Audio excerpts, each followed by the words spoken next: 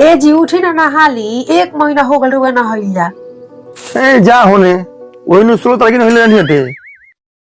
रउआ रउआ अगिला 16 तारीख के नहैले रहनी।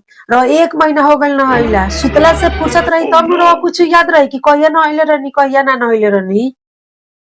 जा दम सुत द हमरा नावे के नहीं के। उठी ना नहाली जल्दी। नैहर से हमार बहिन आवतिया, ओकरा के स्टेशन से रिसीव करे जाए के बा। हमर साली जी आवतरी हैं पहले कहना कहलो बेटे हम जाते अभी नहाए हम। बा साली के नाम पर बड़ा जल्दी उठनी है। अच्छा ये बताओ हम तार का लगे।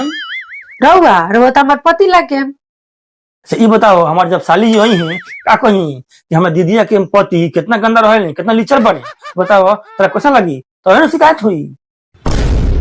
हाँ ठीक है कहतनी, हमरे नु शिकायत होई। रुकी गरम पानी क के ले आवतनी। ना ना रह दो हम ठंडे पैसे नहा ले हम जाए में देर हो जाई।